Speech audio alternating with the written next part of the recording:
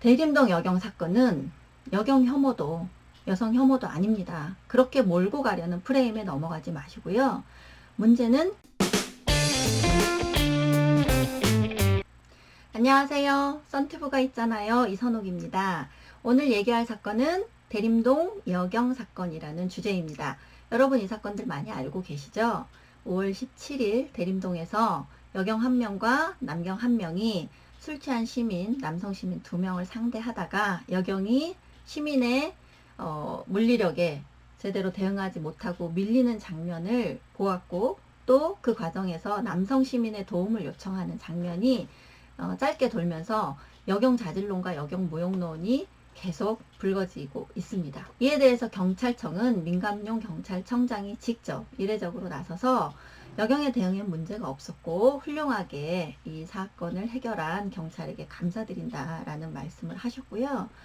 이 문제의 본질적인 것은 여경의 자질이 아니다. 실추된 공권력의 위상에 관한 문제다라고 했습니다.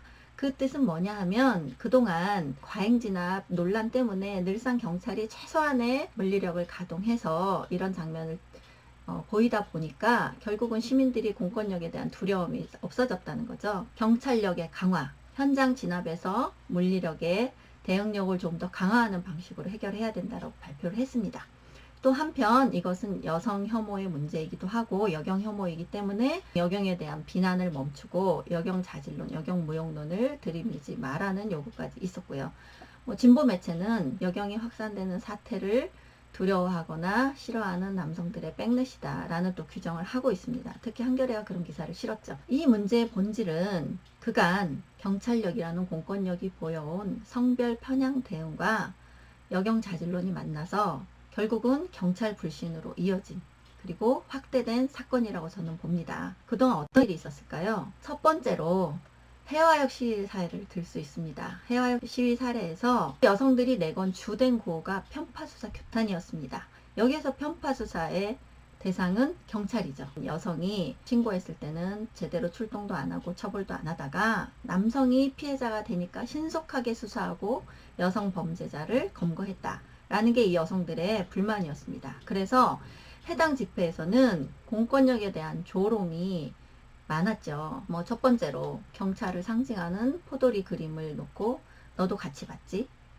이런 몰카범죄의 가해자로 경찰을 묘사했죠. 그 다음에 그 포도리 얼굴에 해당 피해자의 남성 누드 모델의 그림을 합성해서 또 조롱을 하고, 그 다음에 그런 몰카 범죄 현장을 그림으로 그리면서 거기에 경찰복을 입은 경찰을 집어넣고, 그 다음에 남경 자체를 범죄 가해자로 묘사를 하면서 남경아 웃지마 이렇게 남성 성기 비하하는 용어를 써서 그런 피켓을 들고 나오고 그랬습니다. 저는 공권력에 대한 시민들의 불만, 이것을 표현하는 문제는 저는 문제 삼을 수 없다고 봐요. 경찰의 편파 수사를 규탄하는 것까진 좋아요. 그런데 경찰을 아예 몰카 범죄의 가해자로 규정을 했습니다. 이거 공권력 자체가 몰카 범죄의 가해자다.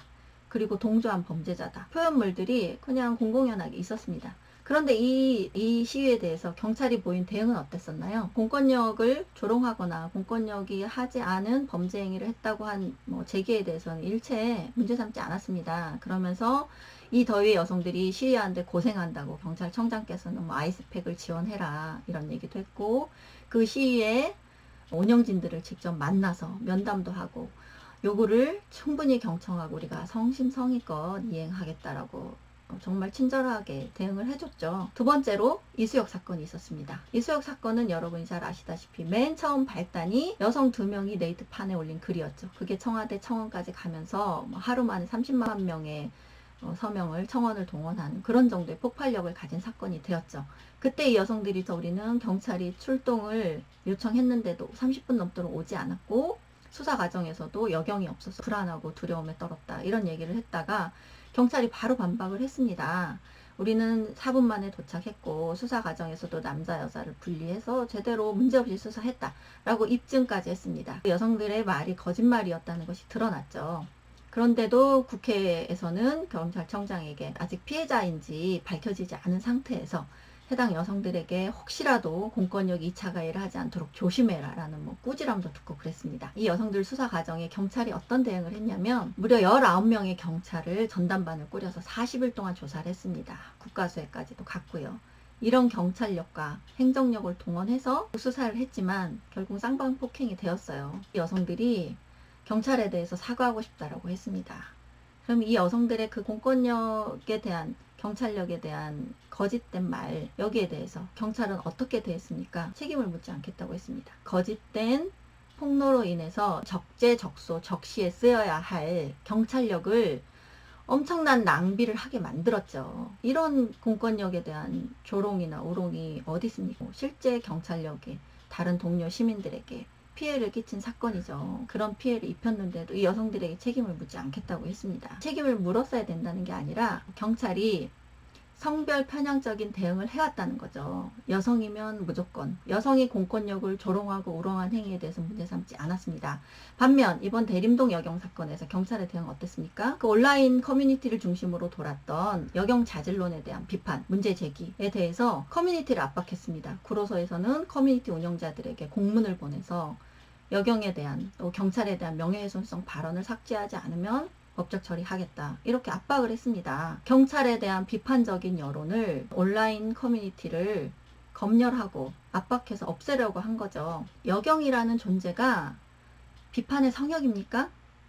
물론 해당 여경에 대한 인신공격성 발언은 해서는 안 되죠. 그것은 커뮤니티 정책으로도 이미 조정할 수 있습니다. 그런데 그런 의견에 대해서 여경 혐오, 여성 혐오 이렇게 규정을 하면서 여론을 압박해서 누르려고 하는, 없애려고 하는 태도를 보였습니다.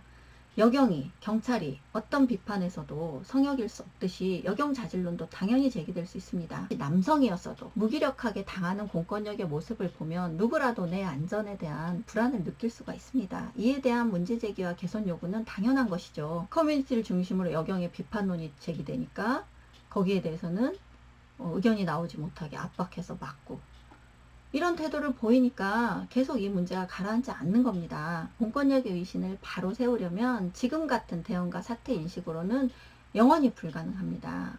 이러는 한 여경의 자질에 대한 꼼꼼한 비판과 감시와 견제는 계속될 수밖에 없습니다. 결론은 대림동 여경 사건은 여경 혐오도 여성 혐오도 아닙니다. 그렇게 몰고 가려는 프레임에 넘어가지 마시고요. 경찰이 그동안 공권력을 조롱한 행위에서 성차별적인 대응을 보여왔기 때문에 여경에 대한 감시의 눈초리는 앞으로도 계속될 것입니다. 그 사태를 인식하고 해결하지 않는다면 이 사태 또한 해결할 수 없을 것입니다. 자, 오늘 대림동 여경 사건은 여기까지 마치고요. 여러분, 제가 드디어 로먼스 플레인이라는 책이 나왔습니다. 몇 번 얘기를 드렸는데요. 이제 서점에서 보실 수 있습니다. 이 책 앞뒤 예쁘게 나왔고, 여기에서도 사실 우리가 어떤 시각으로 이런 이슈가 터질 때마다 봐야 하는가 이런 얘기를 주로 담았습니다. 많이 사주시고요. 교보문고에서 사주시면 더 좋습니다. 여러분이 이 책을 좀 사주셔야 저 같은 목소리도 같이 공존할 수 있고 시장에서도 이런 목소리도 팔리는구나 라는 신호를 줘서 저 외에도 다양한 목소리들이 우리 사회 공론장에 나올 수 있습니다. 그런 차원에서 꼭 읽지 않으시더라도 사주시면 저한테도 물론 도움이 되고요. 여러분들의 의견이 이 세상에 드러나게 하는 데 도움이 될 거라고 저는 봅니다. 여러분, 봐주셔서 고맙습니다. 구독과 좋아요 그리고 알람 설정까지 해주셔야 하는데 그 3개가 한 세트라고 합니다. 제가 아직 좀 미숙하고 혼자 하다 보니까 어색하게 잘 못하긴 하지만 여러분이 구독자로서 너그럽게 이해해 주시고 제가 빠뜨린 거 써주시면 제가 꼼꼼하게 보도록 하겠습니다. 그럼 지금까지 이선옥의 썬튜브